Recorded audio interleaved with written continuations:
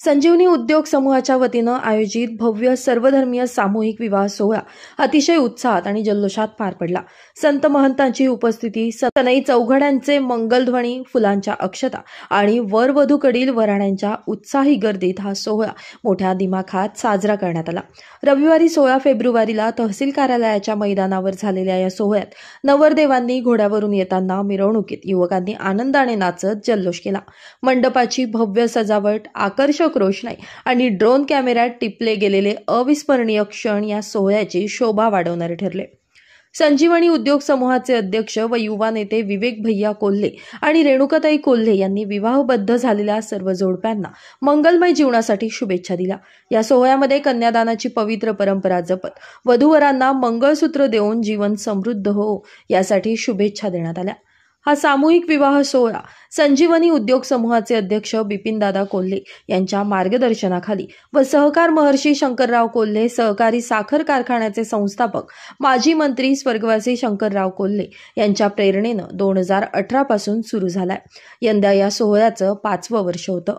कार्यक्रमामध्ये अनेक संत महंत, धर्मगुरू आणि ज्येष्ठ मान्यवरांच्या उपस्थितीत विवाह सोहळा अत्यंत आनंदात पार पडला।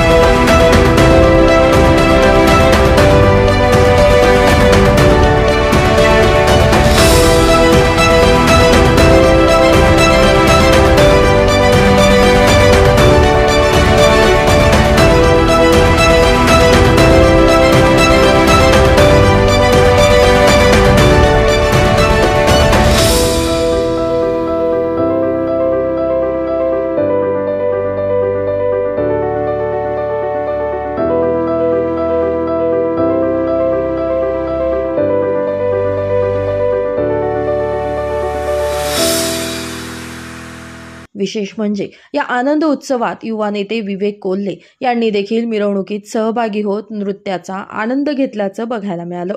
उपक्रम आपण संजीवनी युवा प्रतिष्ठानच्या माध्यमातून घेतलाय। खरं तर मी फार वेळ घेऊ इच्छित नाही।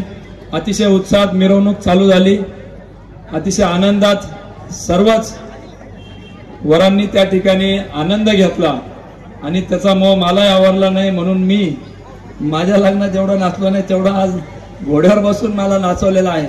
परंतु एक मानसिक किंवा एक मनस्वी आनंद या ठिकाणी मला होतो की असा उपक्रम आमच्या युवा सेवकांच्या मनी आला आणि तो उपक्रम आज बघता बघता 100हून अधिक या ठिकाणी जोडप्यांना आपण लग्न लावू शकलो।